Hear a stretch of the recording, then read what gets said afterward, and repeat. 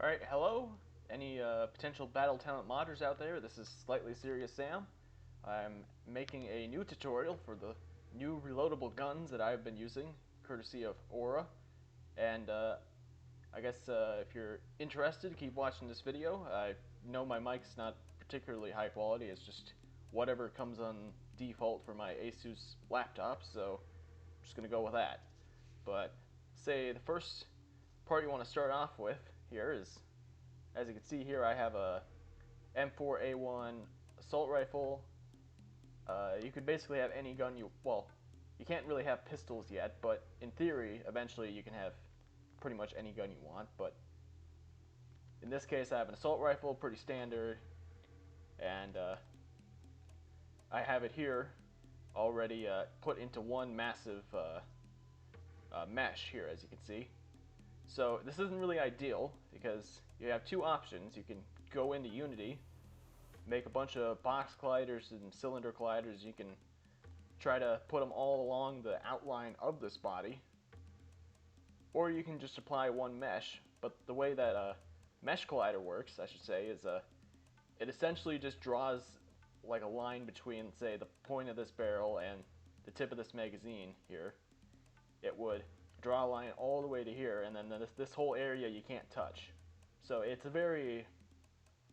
sort of gets the shape, but if you want it to be effective for actually representing the collision of the actual gun or whatever item you're using, you need to basically separate it out into different pieces. And there's a couple different ways you can do this. I think my preferred method is just to go to edit mode, get everything under this, and then separate by loose parts. And what I want to see here is how many parts does it create. So it's created several hundred, so this is okay. It's not too terrible. Sometimes it goes into like the 300s plus. You don't really want that. What you want is ideally less than 100, but this is doable. So separate this last bit by selection. Now go back to object, and now from here, so with this scope here, we could just select all these with holding shift and highlighting them with a click, and then hit control, or click on one of the pieces so it shows up as yellow, and then hit control J, and now this whole thing is one thing. So this whole scope here is one part. You don't need that. I don't think you need that to be separate. If you want, you could separate the base maybe and then the top if you want it to be a bit more accurate to the mesh, but for the scope you can just do that. And then I like to rename it so I can remember. Just call this scope. I know it's an ACOG, but I'll just call it scope. And onto the other parts here. So for the stock, let's see, what do we have? Let's make all this one, so we get one yellow bit. Control J, got that. You can rename this if you want, but I'll just keep it as is. This stuff can go together. So you basically take parts of it, and then,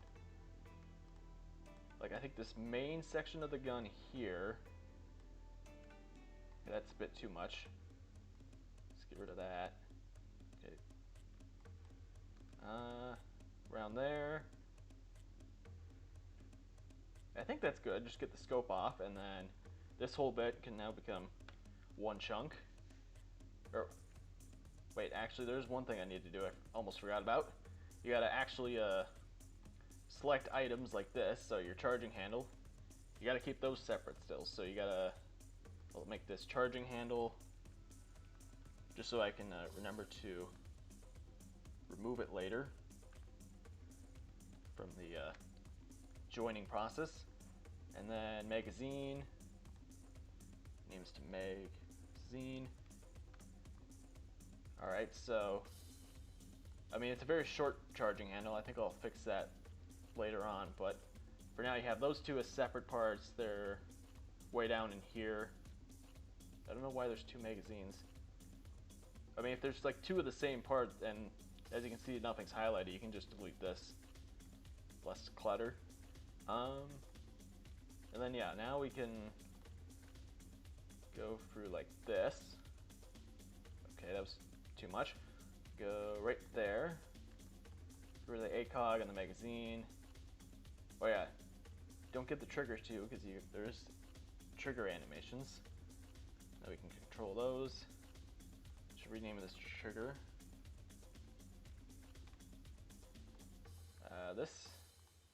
I'll have this be its own separate thing. The handle, that'll be separate. That's pretty good. And then we can move down to this part here. I'll make this.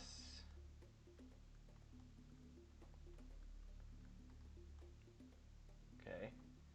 I'll select this, put those together, and then barrel and yeah, see how much does that lower it down to? So there's nothing here or here. Okay, that's one chunk. Should delete these as I go.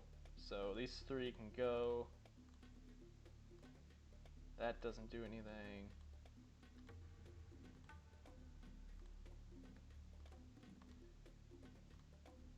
Okay. Get rid of that.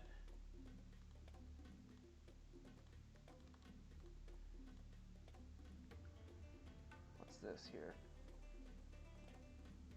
So that, and then, or these can go to here then. Add those. How many parts do we have left? We have this. Okay. Barrels. I think everything else is there. I already did the bullet.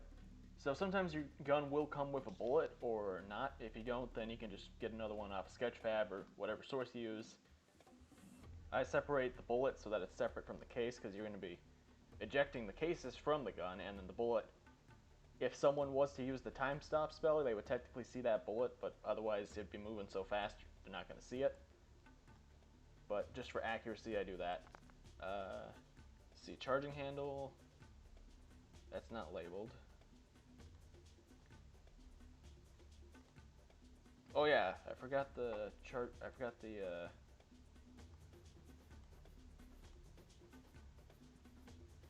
See, it's on the other side. Yeah, I forgot to do this bit. The ejection port. So, well, I could technically just redo. If you do mess up and forget a part, you can just separate that by loose, and then should be able to get it again. Well, this seems to have separated a bit weird. Oh wait, no, here we go. Yep, so here's the part I need. I'll separate that as ejection port, and then, see, I guess I'll reselect everything in this area. Let's put in X-ray mode so I can see everything. Get rid of those, this, and then of course unhighlight, go down here, unhighlight these two already named parts, and that should be good.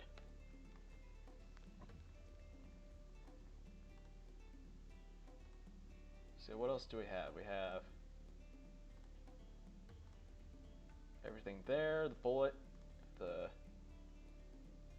charging handle, which I forgot about again, but you know, you get the general idea. Or wait, whatever. You get the general idea of whatever moving parts like the charging handle, trigger, magazine, anything that will either come out of the gun or move on a gun when using it, you should highlight and make it a separate part. But in theory, what I'm trying to get across here is if I can get everything out of this that isn't necessary.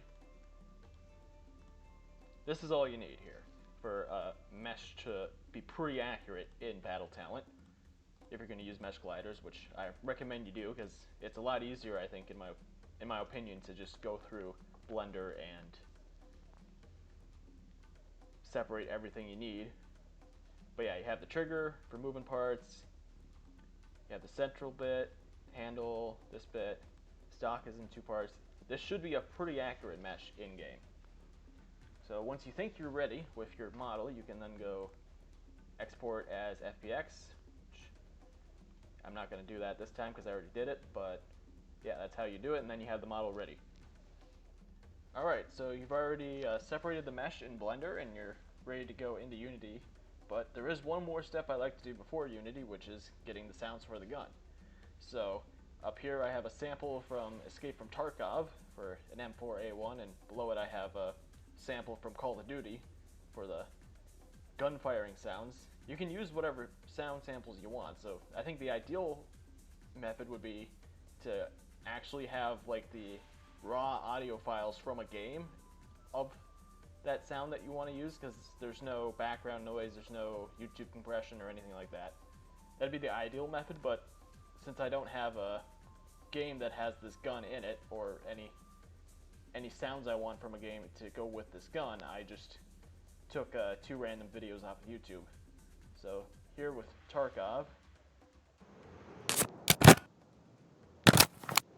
so with those 2 sounds here, this is hand noise, I guess, and then this right here is the magazine out, and then the magazine back in. So you can separate this, or split this clip and then add a separate spot, put it down here. Add another one for this sound here, right there. Put this down here, and now we can solo this one out. So this is the magazine in sound, so I would want to rename this to be like M4A1 Mag In, which I'll do right now. You can export it as whatever file format you want. I'll just use WAV for this example.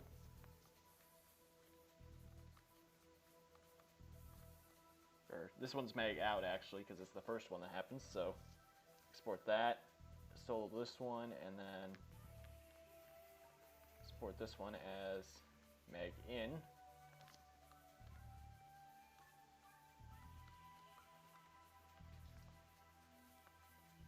Alright, so those 2 are done.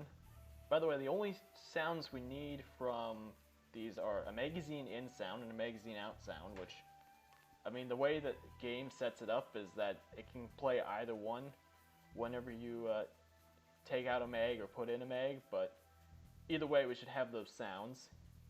We should have a sound for charging the gun, which in this case would be pulling the charging handle, which is here. Or, wait. No, it's over here, isn't it?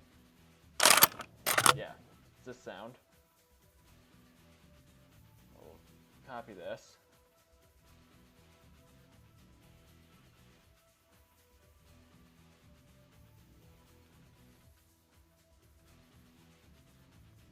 Now we got here. I'm going to speed it up, so I'm going to cut this little bit out.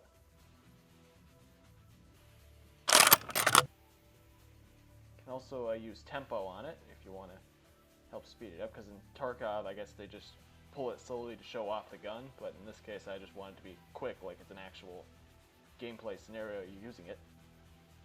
So let's see how that does. It's pretty good, I think. So we can now export that. So this one I name this one slide pull, even though it's technically both parts, because normally I would have slide pull and slide release, but the way it works is it plays both sounds together, because when you put your hand near the part that's going to cause the animation to play, it does both in succession. So there's no point in having 2 separate sounds, because it's going to play them right after each other. So yeah, I got both magazine sounds, a slide pull. We need a fire sound, a dry fire sound, and a case impact sound. And technically we can use this sound again for the other slide action. Or if you want, you can cut it to just the other half, but I'll just use that sound. Or yeah, I'll actually just cut it here. So that's what they'll hear when after they empty a magazine and put a new one in, and it's already I guess I don't know how the mechanics of the gun work, but you know, you can kind of just reload it that way. So it's going to be like that. I'll call this a slide release. Alright, so... And then for dry fire sounds, you can kind of just use any smack sound. Sometimes there actually is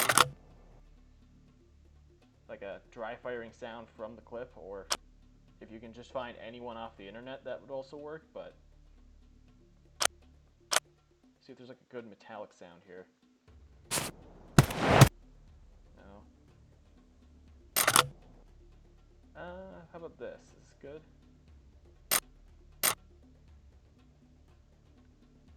I'll take these. That doesn't sound like a trigger, obviously, but you can add over here. I can go in and pitch it down a lot.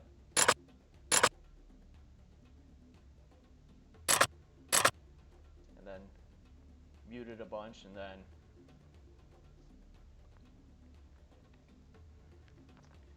it doesn't really need to be exact because it's dry fire. It's not common that the player's going to hear it, but if they do hear it, they'll have at least a sound there. I'll just make this really quiet. Then I can also probably give it tempo, because that sounds pretty slow for a dry fire.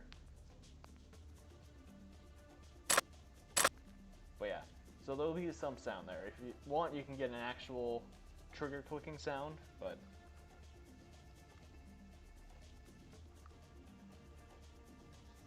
there we go. And then I think finally we can do the actual sound that people are going to want to hear, which is the gun firing. I have Call of Duty because I guess the Tarkov ones, I don't know why they look like this, but it's that versus, if I get it here.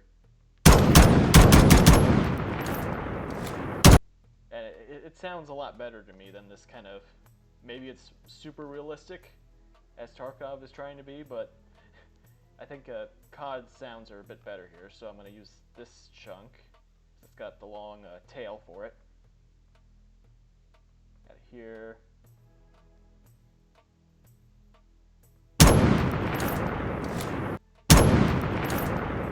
Hand sounds here, so I'll just apply I'll just fade it out so it's not as noticeable. Do a fade out there.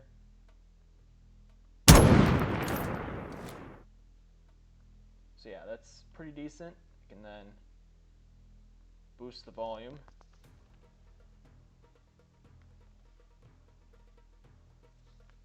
Because it is a bit quiet. And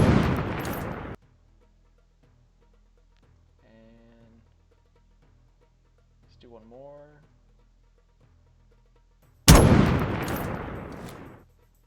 There's still this random sound in there, but I'm not too concerned about it because you'll probably just fire through the whole magazine anyway using this. So yeah, we now have the firing sound. You can export M4A1 fire. And then yeah, that's how I get my sounds. You can, of course, just get the sound files from any game you own. If you already have a game that has the gun you're trying to make in Battletown, you can just use the actual sounds from that game, which are going to be much better than sourcing it off the internet. But if you do want to go in and just take other sounds and try to come up with your own thing, you can do it this way. Alright, so we are finally in Unity now. But so here we have the MX4 from one of my previous mods. I'm going to use this as my I guess default starting point for creating the M4 off of. But before we get to that, first thing you want to do is rename this to the name of your gun. In this case, I'm doing M4A1. Go in here, go into your audio, and replace everything, which I already have. So I found a 5.56 impact sound, and then everything else is the sounds from the previous section. all in here. You're going to need those in order for the game to recognize those sounds in the prefab and then play them. But yeah, once this is here, go create a resources file, which I already have. I have all these textures in it and the actual model here, and I also have textures for the scope. So first thing I do is create material, call it M4A1, and just put a -1 there. I set it to both for render face. Everything else can be good. You can duplicate this a few times. So we got the textures waiting. Now we can put the gun into the game. So we want to use Control D on the MX4 to create a second one. Rename it to M4A1. Let's move it over here a little bit.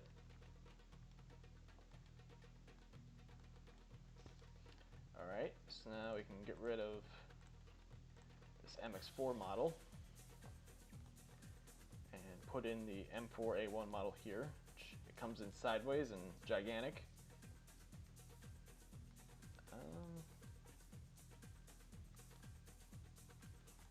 Set maybe this to 90, no. Nope. This way. Alright, so we set this to -90. Now it's the right way up. Scaling, you're going to have to...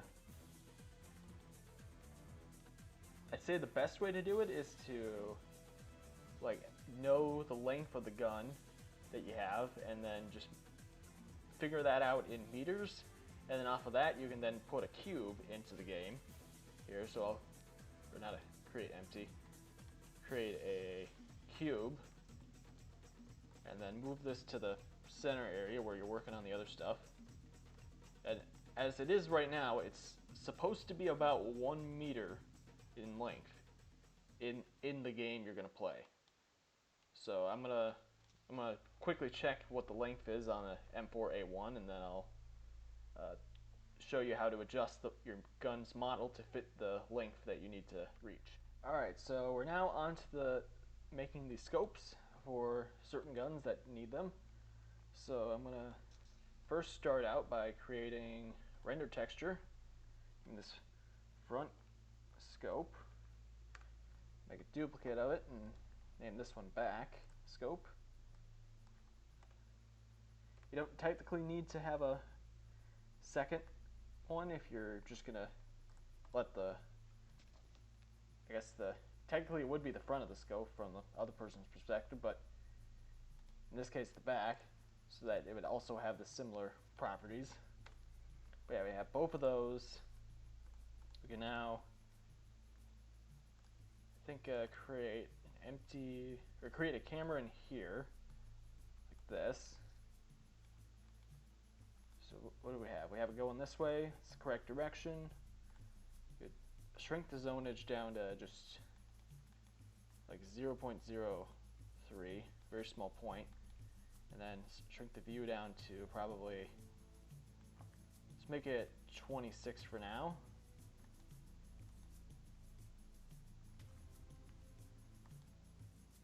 Right, actually the smart way probably to do this would be first to go off of the barrel here. So I'm gonna do the create point. It's relatively simple. You just bring the point here, which is where the bullets and the muzzle flash, well, the muzzle flash actually comes from a separate point, but at least in the old guns it did this. So you bring your point there and then get up to approximately there-ish. To get a line just right, you can, is it maybe 5 over? No.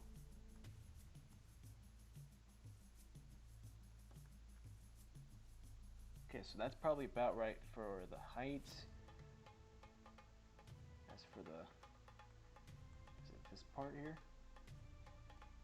Which one's actually controlling side to side? This one? Alright, so maybe this is 205. That seems close enough, I think. Okay, maybe it's more like 205. Let's leave it at that. So it's about there. We can then bring it a little further out. So the main thing you want is this value here, based on your side to side.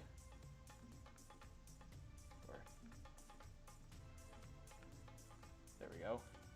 And then we can use that on the camera. Or can we? I don't know. Or we should probably move the camera into the create point, so then we can do this. We can do that. There we go. Now it's in line with the create point, which is what we want.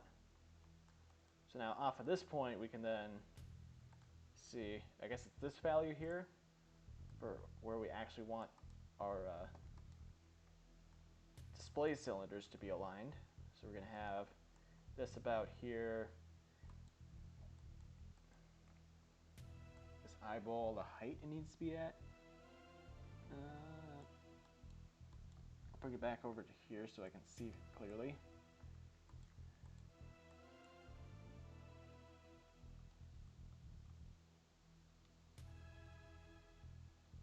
A little bit higher, I think.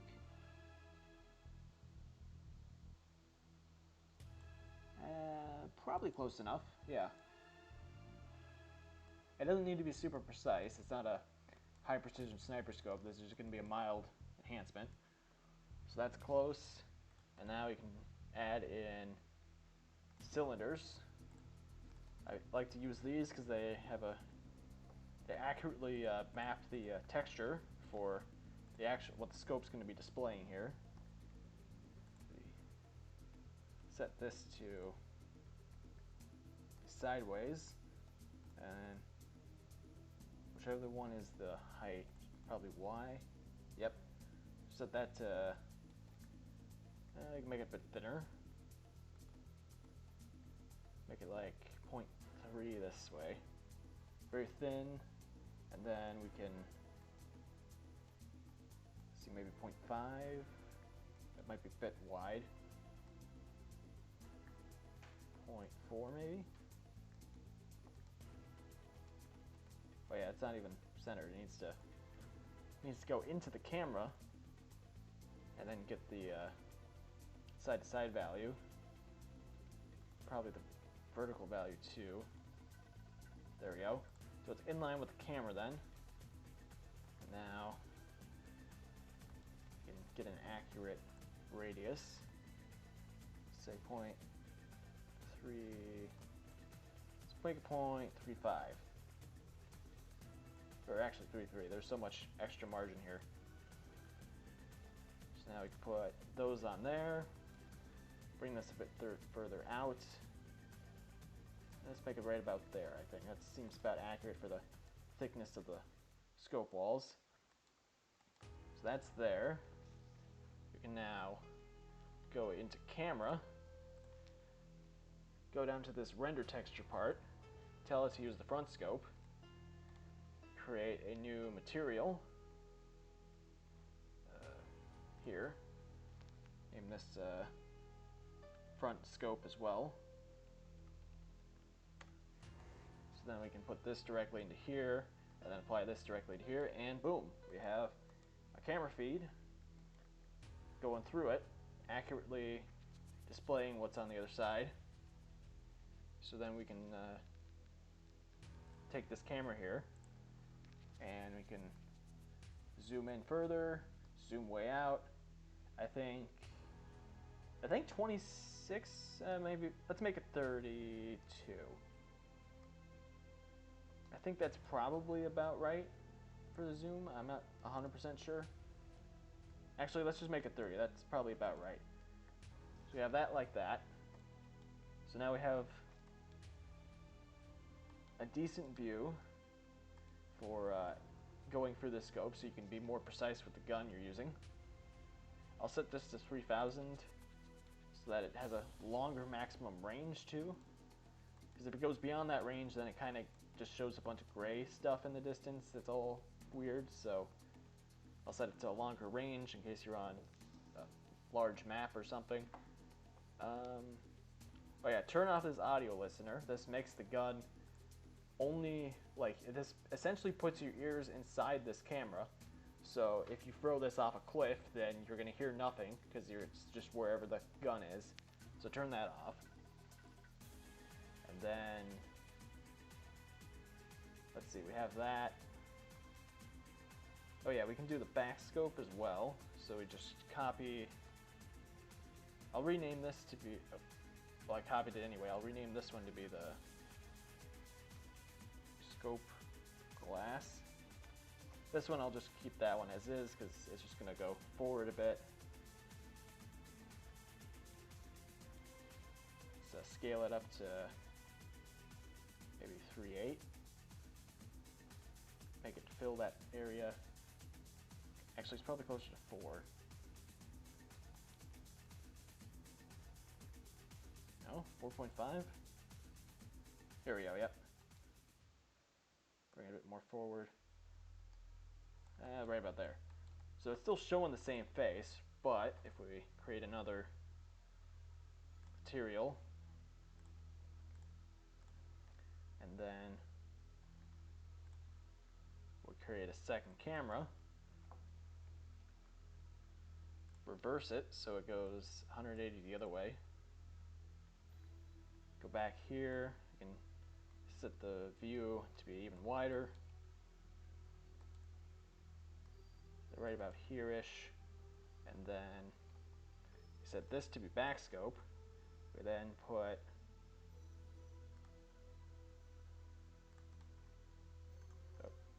we rename this to be back scope as well.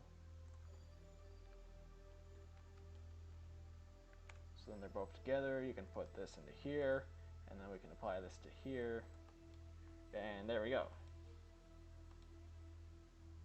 You can see through one end of the gun, you can see through the other end of the gun.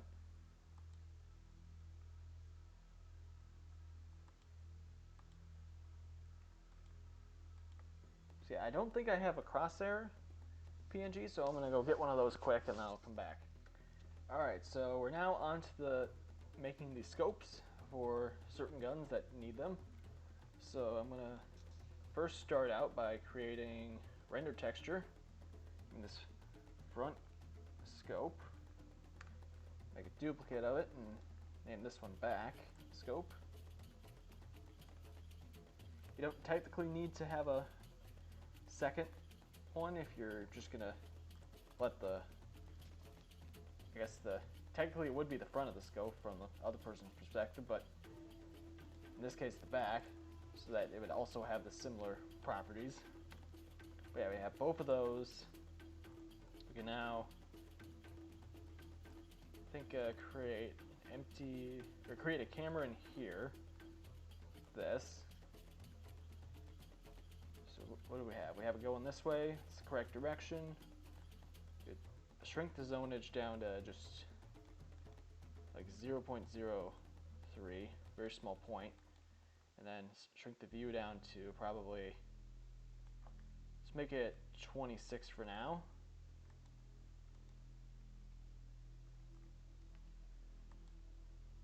Right, actually the smart way probably to do this would be first to go off of the barrel here. So I'm going to do the create point. It's relatively simple. You just bring the point here, which is where the bullets and the muzzle flash, well, the muzzle flash actually comes from a separate point, but at least in the old guns it did this. So you bring your point there and then get it to approximately there-ish. Get a line just right, you can, so maybe 5 over, no.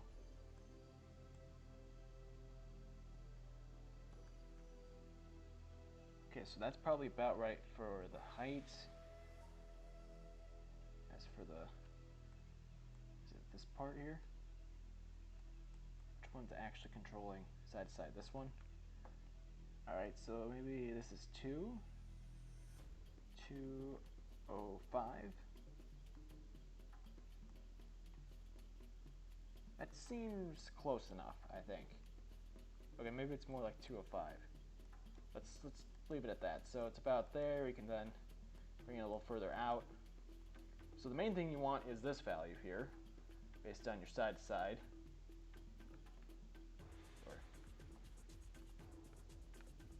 There we go. And then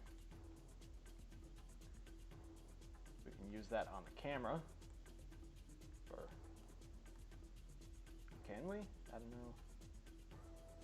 Or we should probably move the camera into the create point, so then we can do this. We can do that. There we go. Now it's in line with the create point, which is what we want. So now off of this point, we can then see, I guess it's this value here for where we actually want our display cylinders to be aligned. So we're gonna have this about here. This eyeball, the height it needs to be at. I'll bring it back over to here so I can see clearly.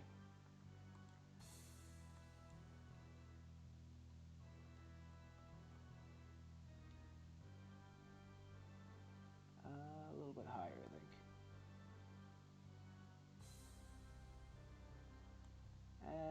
Probably close enough, yeah. It doesn't need to be super precise. It's not a high precision sniper scope. This is just going to be a mild enhancement. So that's close. And now we can add in cylinders. I like to use these because they accurately map the texture for what the scope's going to be displaying here. Set this to sideways, and whichever one is the height, probably Y. Yep. Set that to, you can make it a bit thinner. Make it like 0.3 this way. Very thin, and then we can see maybe 0.5. That might be a bit wide. 0.4 maybe. Oh yeah, it's not even centered. It needs to go into the camera, and then get the side-to-side value. Probably the vertical value too. There we go. So it's in line with the camera then. Now we can get an accurate radius. Say 0.3. Let's make it 0.35. Or actually 3.3. There's so much extra margin here. So now we can put those on there. Bring this a bit further out. Let's make it right about there, I think. That seems about accurate for the thickness of the scope walls. So that's there. We can now go into camera. Go down to this render texture part. Tell it to use the front scope. Create a new material. Here. Name this front scope as well. So then we can put this directly into here, and then apply this directly to here, and boom, we have a camera feed going through it, accurately displaying what's on the other side. So then we can take this camera here, and we can zoom in further, zoom way out. I think 26, maybe, let's make it 32. I think that's probably about right for the zoom. I'm not 100% sure. Actually, let's just make it 30. That's probably about right. So we have that like that. So now we have a decent view for going through this scope, so you can be more precise with the gun you're using. I'll set this to 3000 so that it has a longer maximum range too. Because if it goes beyond that range, then it kind of just shows a bunch of gray stuff in the distance. That's all weird, so I'll set it to a longer range in case you're on a large map or something. Oh yeah, turn off this audio listener. This makes the gun only, like, this essentially puts your ears inside this camera. So if you throw this off a cliff, then you're going to hear nothing because it's just wherever the gun is. So turn that off. And then let's see, we have that. Oh yeah, we can do the back scope as well. So we just copy. I'll rename this to be, well, I copied it anyway. I'll rename this one to be the scope glass. This one I'll just keep that one as is because it's just gonna go forward a bit. So scale it up to maybe 3/8. Make it fill that area. Actually, it's probably closer to 4. No, 4.5. Here we go. Yep. Bring it a bit more forward. Right about there. So it's still showing the same face, but if we create another material, and then we'll create a second camera, reverse it so it goes 180 the other way, go back here, you can set the view to be even wider, right about here-ish, and then set this to be back scope. We then put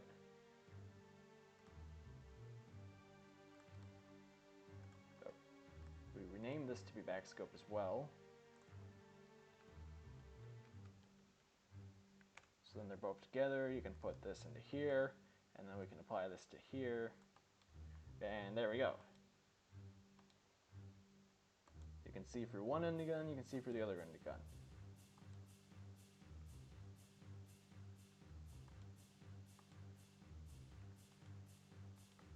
So yeah, I don't think I have a crosshair PNG, so I'm gonna go get one of those quick and then I'll come back. Alright, so I took a small break because I had distractions with college related stuff, but since that stuff's worked out, I can finally get back to actually finishing here. So I went out and I got a crosshair PNG and I just put it through one of those online transparent texture type things. See, I think I already created a material here, right? Yeah, so I put it through that and then I switched this surface to transparent. I put it in here. So once you've done all that, you have the material here. You can then take this scope glass and duplicate it. I'll rename it to cross hair. Bring it a little bit forward. So I'll probably turn the capsule gliders off. They don't need to be there because the scope itself already has a collision, so you can just get rid of those. Then let's see, we got crosshair here. We can bring this forward ever so slightly. Let's see how much. All right, so we can bring this to, let's bring this to 0.2, and then we can put the crosshair on it, and all right, did that work? Yeah, it looks like it worked. I mean, it's not scaled right, but let's see what I can do about that. All right, so I ended up getting a different crosshair, as you can see here. I just found a better one that was more centered in the image, because as you can see down here, these kind of sticking to the bottom and act weird. So this looks a little bit better. I mean, it might not be the most accurate, like ACOG scope crosshair, but I think it's pretty close. It might be off center actually, now that I notice it. Then again, it's in line with the other one, I think, so I don't know if that would matter or not. But yeah, the one way to check for sure if your reticle is aligned and your cameras are aligned is to sight the gun this way, which is to go into the create point, which I had already centered earlier, and then you create 2 cubes. You create this cube. Let's make this about 0, 1, 0, 1, or let's make it 0, 8, 0, 0, 8, 0, 0, 8, and then let's make this 200 and 99.95. So It goes way out there. Create material. Let's make it red so it's easy to spot. I think I just created two, but alright, there we go. Red. And then create a second cube. Don't create it within the previous cube, just create another one within the create point. Make this about 200 tall by 200, and this about, say, about 120 down. Maybe? Is that far enough? So then through the scope, you'll see, where is that red dot going? So it looks to be just about accurate to where the thing is going. I can hide it here just to be sure. Yeah, I think it's still accurate. It's at least accurate enough within like the likely ranges you would be using the scope at, which are probably maybe across an arena in Battle Talent, maybe at the gun range, but at that point, unsteadiness aim is more likely to cause a miss than the inaccuracy of the scope, so I would say that's pretty much accurate. And we can bring this back in and delete these two. So yeah, that's how you do a scope in Battle Talent, or at least that's the way I do it. I mean, there's professional ways that make it, you know, look like an actual scope and not just like two cameras inside of a scope, but it works, so that's the method I use. Alright, so now that we've done the scope, we can now move on to some of the other remaining parts. So, aim widget. This basically is the red dot that appears on some guns, so if you want it to be super easy to aim it, or if you want to be able to just shoot it any way you want, then you can put this on into, put it into the same position as your create point, if you want it to be exact, or if you're going to use a laser sight, then you can align it with that laser sight so it's more accurate to what it would actually be. But if you don't want it to be very visible, you can just shrink the start size down to like 0.001. So technically it's still there, but it's basically useless, so then you'll actually have the person using the sights or just aiming by feel then. So it's up to you if you want it to be a big obvious red dot or not at all, but you still technically have to keep this in order for the gun to work. So don't delete this part if you don't want it. Just make it super small if you don't want that to be a thing. Alright, create point. Alright, so attach line. Let's see, we have this aligned with that. So the M4's grip, it's pretty angled. So I think we can make this, so it's at 80, set it to 70 for now. Maybe, let's go with 65 actually. We got that blue line there. I think you want to generally align it kind of right around here-ish, a little head of the center of the grip, and around about the halfway point in it, and then hopefully the hand will be somewhere around the trigger. You can, of course, adjust that later. Unlock trigger, this is the actual part that triggers allows you to charge the gun. So this one you want to have moved. I'm going to have it right around this handle here. And I have it also a little bit down and on the side so that you could, in theory, touch the side of it and it would allow you to trigger the reload that way. So, or trigger the charging handle that way. So let's bring it like right about here-ish. A little bit back.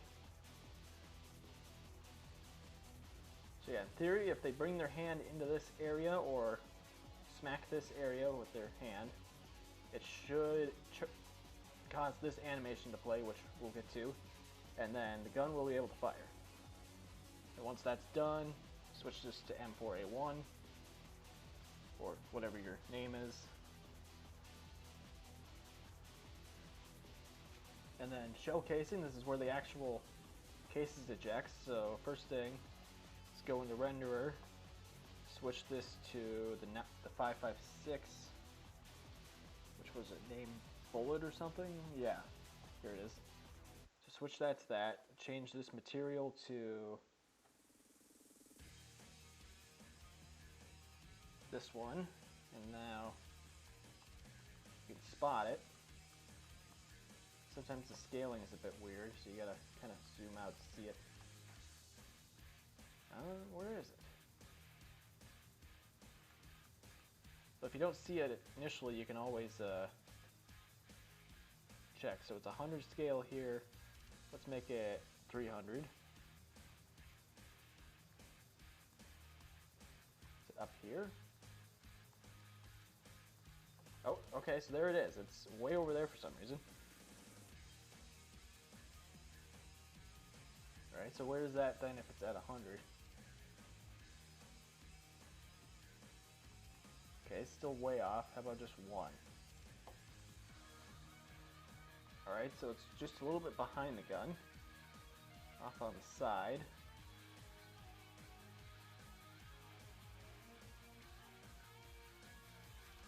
Alright, what else?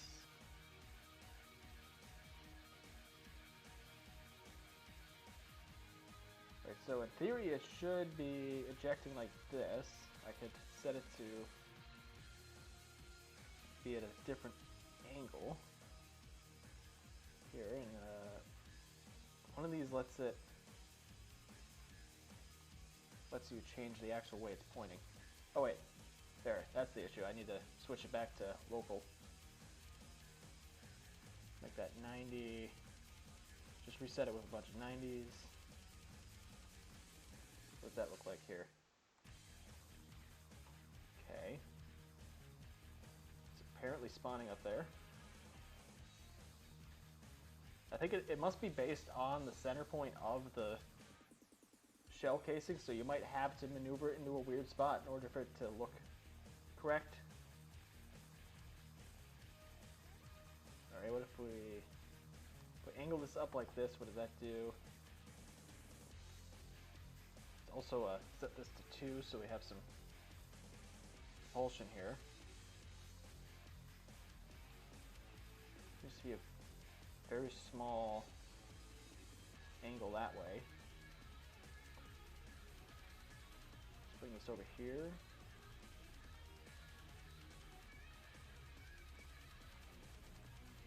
Alright, so it's getting closer. It is facing the wrong way, but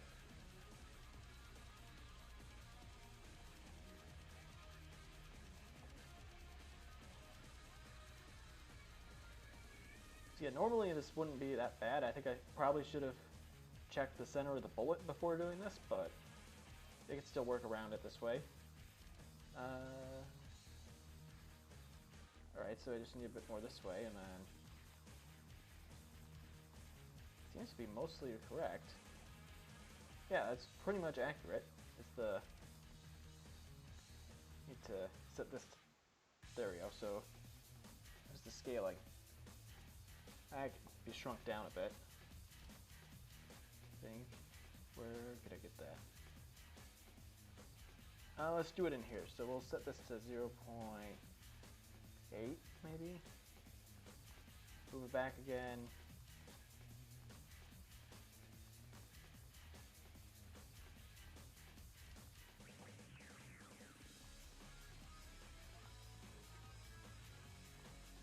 As for the rotation, I think we could set this to there. Oh, there we go. So now it's back over here.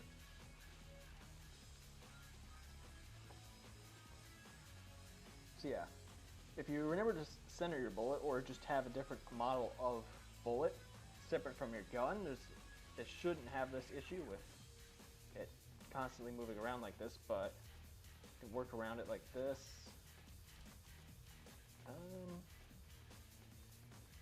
It's still a bit far ahead. How about here? Alright, that's close enough, I think. Move it in this way a bit. Alright, that's pretty close. Let's move it right here. Yeah. Now, the angle of shooting, that can be adjusted Let's move this up then. Okay, over here. Alright, I think that's close enough. If you want, we could set this to make this like 2. See, is it? There we go. So now it's actually shooting in a sort of accurate arc to what it should be. Let's check it at pause time at about 02. Alright, so yeah, that's pretty close to aligned. It's maybe a bit small, but it seems to be in the right spot. You can say, let's set this to 5 and 5. And there we go. Now it's shooting a bit too steeply, so let's bring that angle down.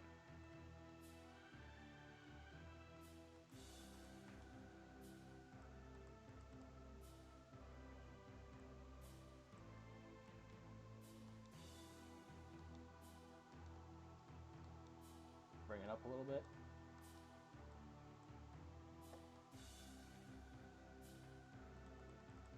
It's not the most accurate, but in game it should at least shoot cases out the side like a gun should. So I'll leave it at that for now. Now, second attach line. These aren't technically required. You can get away with, sometimes you can get away with just having them grab the barrel with the free hand, because if you bring your hand up to certain items, it'll let you just grab on without issue, but sometimes the recoil can be broken with that, so I think I'll just modify this one into a standard hand grab. So you can get away with just one, but sometimes it'll glitch out and like the recoil will act weirdly, or you won't be able to actually grab freely out there and have your offhand position however you want. So yeah, at the moment it's set up with that vertical grip in mind. So let's say I want to probably set this back to local so I can track it better. I think I want to set this to 0 and then rotate this up so to 70. So now in theory my hand's off to the side, and then you rotate it a little bit this way, and then in theory my hand should be able to grab on, kind of like, say my wrist is like where the camera is, it should be like that kind of when you grab on. So you can still have a hand grip on it, but it shouldn't be difficult to use the wrist, because if you put it on sideways, it kind of makes it hard on your wrists in real life to actually aim it correctly with how the angle has to be. So I like to have it, even though it doesn't look particularly great, it's still better than having it be sideways. And if you can't use the free grab, then this is the ideal method. So I'm just going to use this. Wait, one thing I did forget to check. I could rename this to M4A1.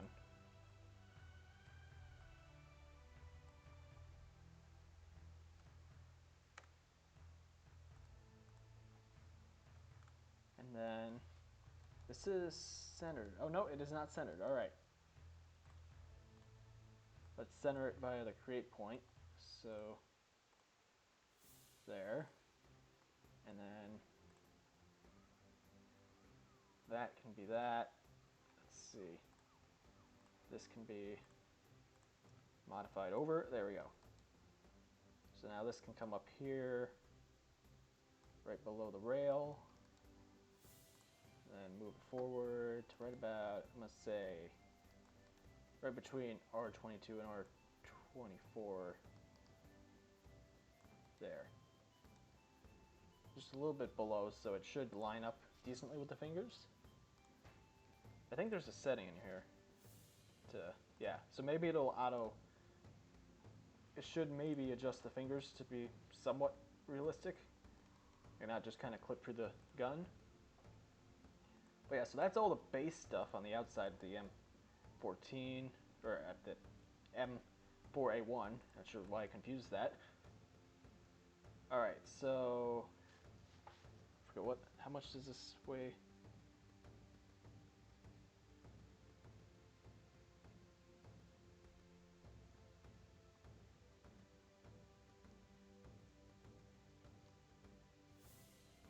Okay, so it weighs 7 pounds. How much is that in...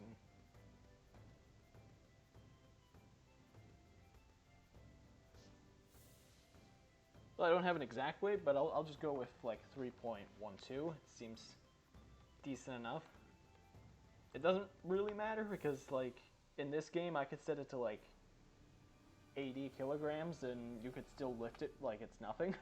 It kind of just matters with the drag and angular drag and stuff, so you could set that to whatever. I'll increase these a little bit since it is bigger than the SMG it was before. These can stay the same. I didn't delete any attached lines, that's all good.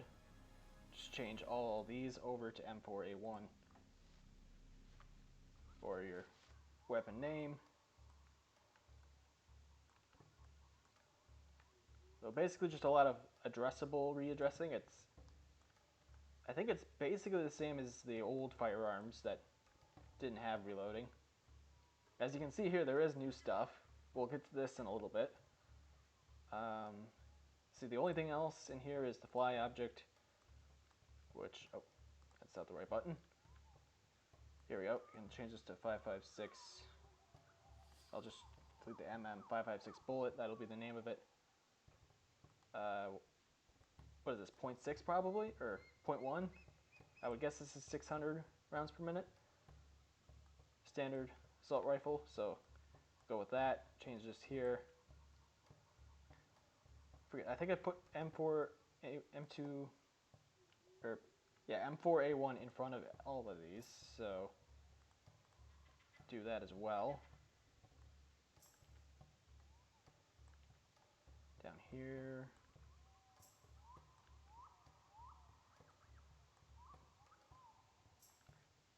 And you can adjust the sounds how you want. You can also do pitches. I think it might be best to just set both pitches 1-1 because then it's going to play the exact same sound every time. But I do have a slight variation in it, so. And yeah, what are the names of... Did I get the names right? The M4A1, Fire, Megan, Case, Impact. And, okay, so it should be 5.56, Case, Impact. There we go. Let's just make that a little higher. I think all the other sounds are probably fine. I can make this to like 5.5. Dry fire, let's make that like 0. It doesn't need to be that loud. These can be up to a little bit. And yeah, that's everything within the main gun for now is done. So now we can move on. Alright, so we've done the gun so far. Now we can move on to finishing the magazine. So first thing, I created an empty here, and now we can just take this bullet. Let's move it up to right about the top of the feed here. Right about there, so now we can move this over a bit. Looks about right. It's a bit high though. Get a little further down. Let's maybe make this a little higher. Let's make this right about there, and then let's make this about 7. How about that? Yeah, that's probably close enough. Bullet's already from the gun, so the length is basically perfect, so we can just do that. Duplicate. And then, let's see, so we made this 0.7, let's make this, need to make it negative. -7.7. Maybe more like 8. Try to get it close to the edge of this one. Let's make it 8.5 here, and then go down. So we got double stack. Looks mostly right, maybe a little bit up. Alright, that's probably close enough. I think. Get 2 like that, and then once we have 2, we can duplicate them again. And just slide those down. Since this one has a actual piece in it to show where the end of the magazine is, I don't think we need more than 2 realistically. Or 4 total bullets. 2 sets of 2. But yeah. Just have a few in there so then when you look at it, you'll see, oh, well, there's ammunition in here. I mean, yeah, it only shows 4 rounds, but it's at least something. If this plate wasn't here, you could probably go deeper and make it look a little more convincing, like it is a close to full magazine, but I think the idea of just having the rounds there is good enough. But yeah, I put it all into this thing called bullets because in here, right here, you want to make sure this is marked, so call it bullets so then it's easy to find right here. But yeah, before we go through the rest of that, we gotta check this. This is set up for an angled pistol magazine, so we want to, I think, probably make it vertical for a rifle magazine. And what? So that would be probably right about the middle point. Or actually, it should be a little further back because I think it's oriented so you grab it with your palm on the back of the magazine. So in that case, I think you'd want to angle it right, so it's angled like that. So I want to bring it 90 this way. That way the wrist should hang around it, and then bring this forward. So now it grabs it from the front. Your hand should grab it from the front if you're going right here. So then it, I mean, either way I think works with a rifle magazine. I could do it from the bottom too, but I think I'll do it like this then. So it's at least sort of accurate. And then yeah, once that's done, we can go in here. I'll make the weight slightly higher. I'm not gonna Google the weight of a fully loaded assault rifle magazine. I'll just add a few there. 30 rounds here. Durability is rounds. There's also another spot that you got to change if you were going to change the capacity from 30 to something else, but 30 is fine here. Change this to M4A1.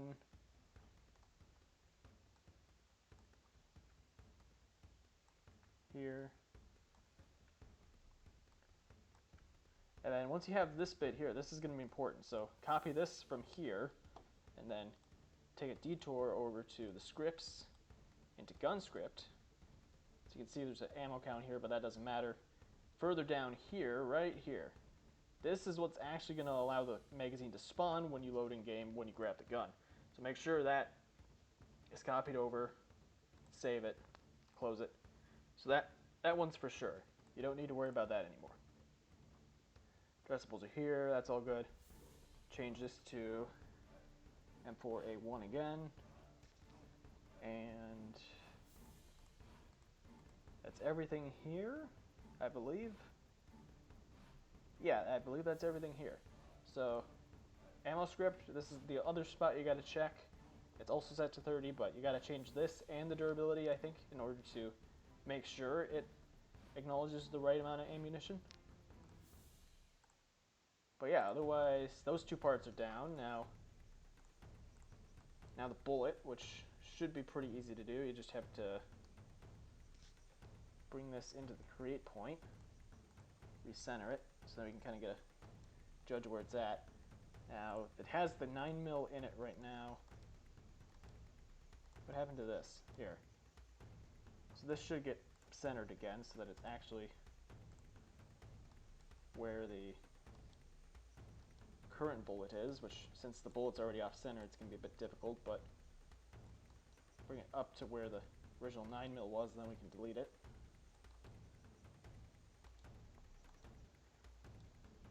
It might be a bit small, so I think I'll scale it up a little bit.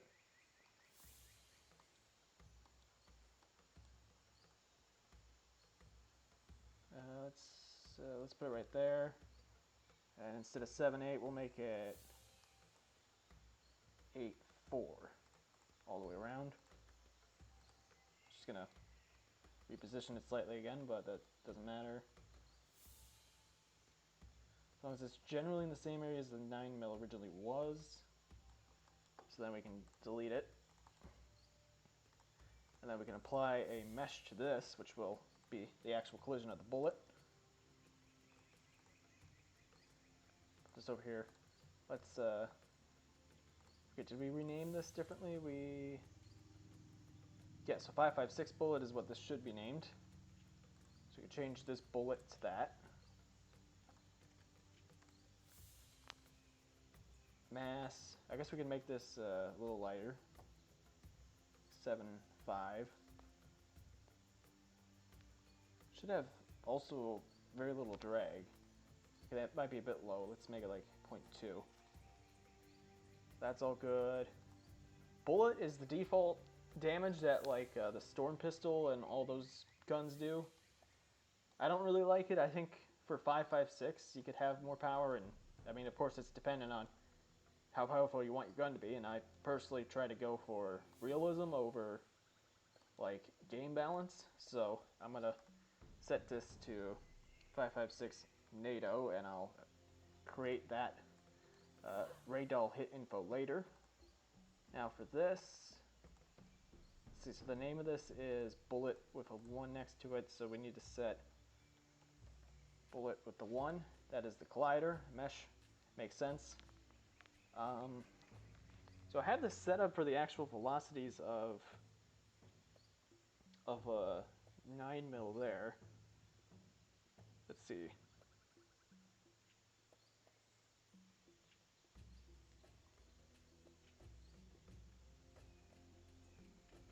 So it's approximately 993, maybe somewhere around the mid 900s. So let's make this 950. I'll just make this 5.56 just for the fun of it. That can be all the same.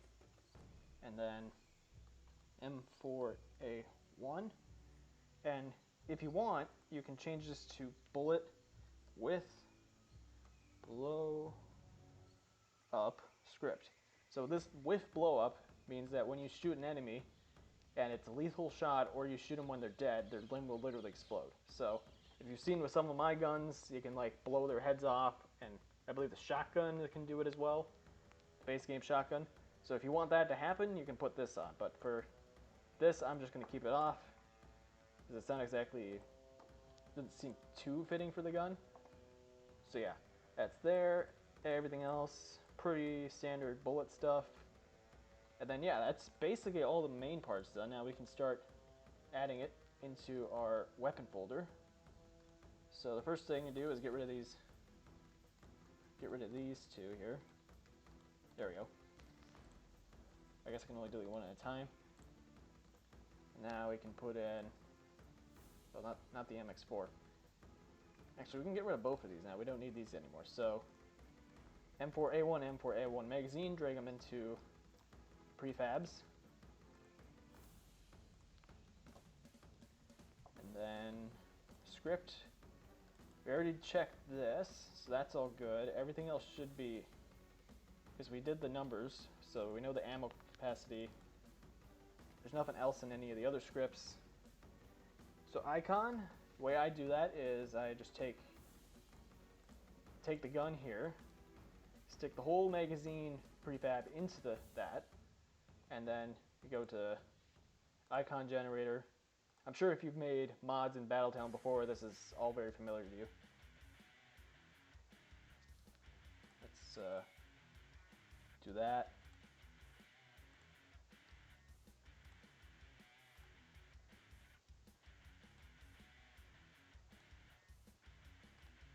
So I can get this thing oriented right.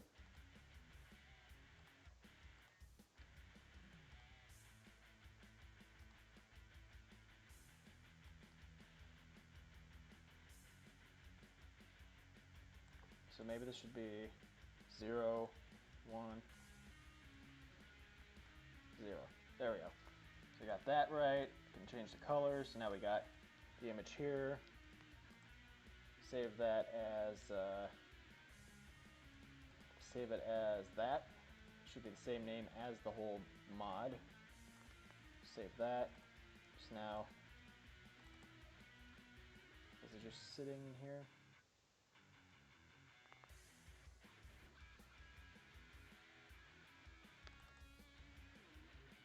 Turns out I saved it into the wrong mod project, so now that I saved it into downloads, I can actually get it. So we can get rid of MX4. Fly object, delete the previous bullet and replace it with this 556 bullet. It's good. Effect doesn't matter. Config, you can then set this to whatever it needs to be.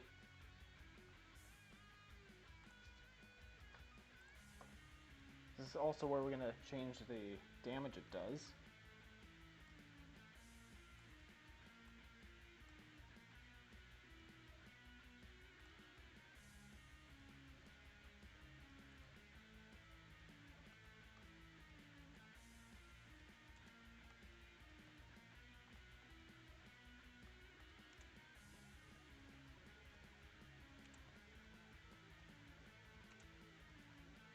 I'm not going to do like a history of the M1A1 here, because I'm not too familiar with it, so I'm just going to say modern military assault rifle.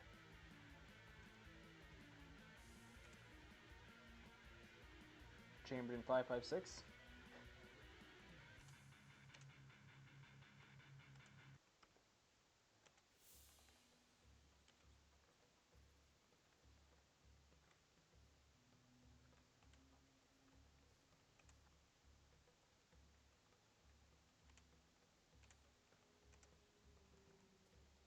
Alright, so that's good enough. Now hit info. I already have 9mm here. I'll change that to, what did I say, it was 556 something. Check the fly object. What did I name it? I named it 556 NATO. Alright. 556 NATO. Let's just add on a little bit here and there. Make it technically a little more powerful than the previous one.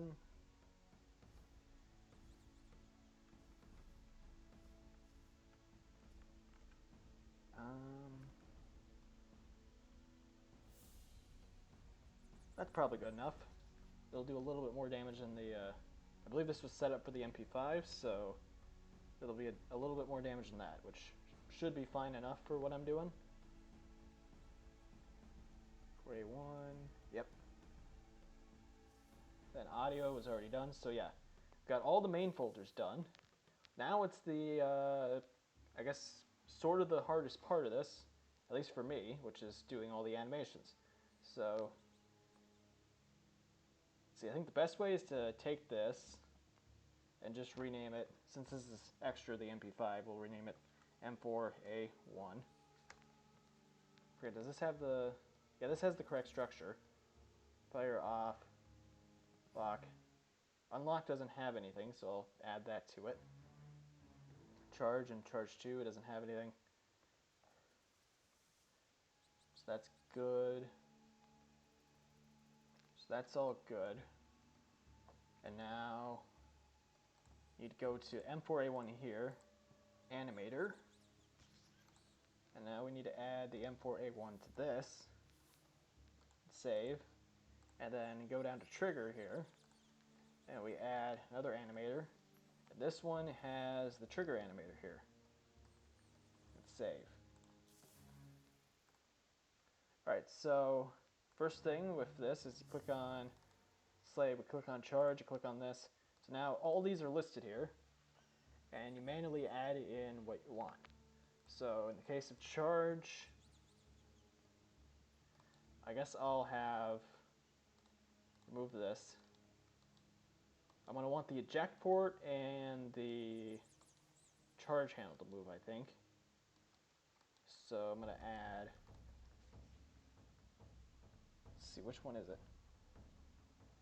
Charge handle, position, and I'm going to add eject port, position. Click on this. click record, slide it back to like about, how about here? So this is going to be full length, so I'm going to put this back down to like probably 1.2 and then set a second set here. Let's see, what does this do? Okay, so it's going in reverse. I need to bring this to here and here. Now it's staying, so this goes to 0.61. It stays there, right? So let's set this back to 0. And there we go. So we got that part pulling. So that moves, by the way, so that does move that much. So let's copy that. And then, well, it might not actually be accurate to the amount of movement it needs to make anyway. So at this point, we're going to set this to right about there. See, what does that do? Okay, I didn't move it. Let's turn record on and do that.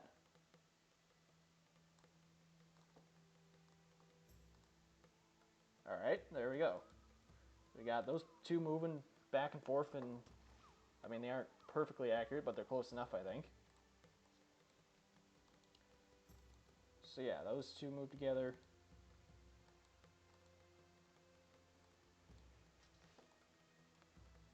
All right, so we have charge 1 here. Now, charge 2, I believe charge 2 is essentially what you would do if you emptied the gun and are putting in a new magazine, which in some cases, like this, you could just smack the side of it, or you could pull it again. In this case, I'm just going to have it fully actuate the thing again, so what I can do for that is I can just delete charge 2, copy charge 1, rename it back to charge 2, because they have to remain the same names. That's just the way the code works, but do that. You can open this again, go back to charge 2, tell it that this is the new one, go back, click on this, click on M4A1, and boom, same one for that. So that's all good. And now fire. If that's the only thing that needs to move is the eject port, there's no, unless this has like moving barrel parts or anything, I don't think it does. So, remove these again, add in eject port, position. Where is it? Here it is. So what this is about 0.01 or 0.1, so I should move this down to here and probably like 0.4 maybe. Put a marker and then we move this back to like here-ish.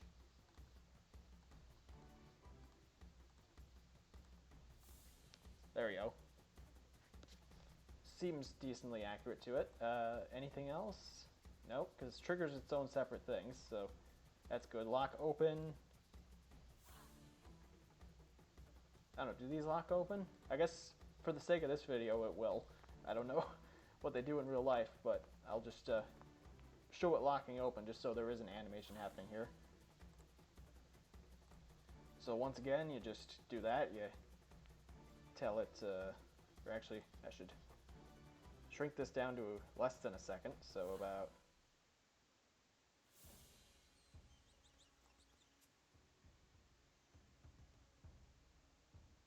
let's make it about 0.25 and then set it to here. And then we can do the same thing again. So move this back to about here and boom. Oh, well, I should check the values here. What's the difference? All right, so this one, copy this over to here. So now it shoots and locks open. Now off. Off is just you delete this and you add it in. Add in transform, position, and you're done. That's all you have to do for off. Then unlock, that would probably be the reverse of what lock open was. So move that stuff. To make it easier, actually, I could just delete unlock, take lock open, duplicate, rename it unlock again, go in and reassign it.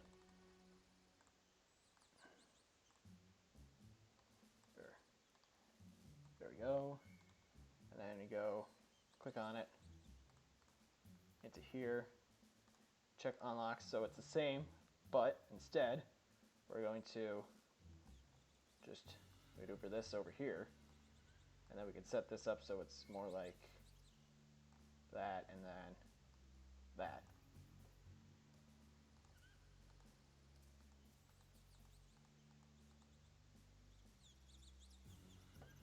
Or we could set this to be equivalent to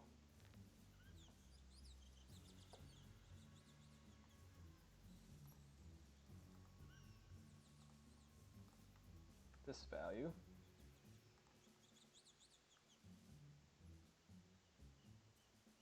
Or no, wait, we want to make this value here set equal to this value. And then we move this over to here. So now, there we go. We can probably get rid of this key. Bring this in a little further, maybe like there. There we go. So that's all the animations for the main gun. Done. And now for the trigger itself, we click on this, we click on release, or we click on release and then we click on trigger, and now they should appear. So release is, well, releasing the trigger, so, but I think we should start with trigger first, because then we can just reverse that animation. So, I don't know, do these move straight back? I think they do. Set this to about, make it 0.1 in length. Alright, first I need to add a property. Make it 0.15.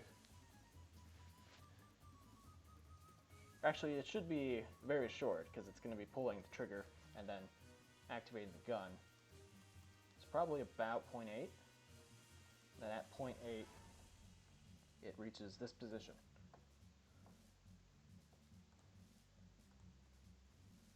And then we can continue it from here. Okay, so it goes back and forth. Let's set that to be equal to this part here. So it holds it a little bit. There we go. So now that we have that, we can go delete release and just reverse it.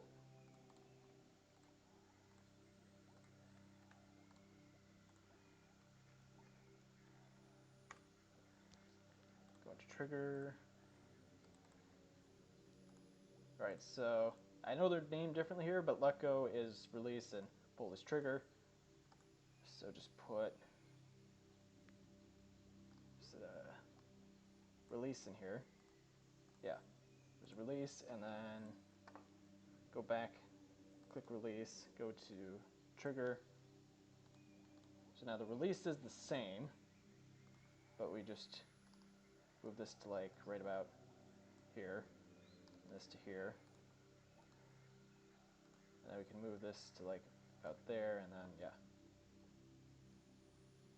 Actually, this should be over here. So then this is here to here. Wait, did I do that wrong? Oh, whatever, I'll just take the value from, so yeah, this should get set back to 0. So yeah, that goes back to position. Save that. So yeah, now we have both animations set for M4A1 and trigger. Now to get them into the right spot, we need to set this to lock. Have a second inspector window open here. So you go to hierarchy, back to the main prefab, and then you can scroll down to right here, these missing objects. So you want to put in fire admin, you want to put in the one that is directly related to your model. You can undo that, go back to trigger, lock that down, then go back to the main again, go back, and right below it, but you have trigger here, you take this animator and you put it right here. And boom, that is, I believe that's everything. There is nothing else to do besides test it and find out how your gun operates. So I don't think I'm going to do any testing in this video. I'm pretty sure anyone who's been paying attention, you'll know that if there's something wrong with it or if something's off, you can just adjust it slightly. And if you need additional help, you can contact me in Discord. But otherwise, yeah, that is how you make a gun in Battletown that can be reloaded and have stuff operate. So actually, there is one more thing I forgot to mention here, which is, just replace your prefab once you've done the animations. I mean, it's kind of self-explanatory if you've already modded before, but if this is your first time modding, then you want to remember to do that. And then, yeah, the rest of this is the same as any other weapon. Just go into addressables. Oh, yeah, I gotta get rid of the unlock there. Take the this address here, put in old, put in your new one, which likely won't have SSS in the front, but in my case it will. So invoke, make sure that changes, and then take that little there, put that there, clear create, passed all checks, and yeah, that is it. Just make sure name is changed in here, like so. And, well, there's one thing I probably didn't remember to do that's going to make my life a lot easier, is to go in here, hit interact, just to be sure. You don't have to do anything if you've already done that. Just hit save and build all bundles. That is it. Alright, so this is the actual end to the video. I hope you enjoyed. If you need additional help with anything, then you can contact me in Discord and I can help you. But otherwise, anything else here is just mild adjustments of the prefab, and you should have a working gun in-game. So see you in the next one.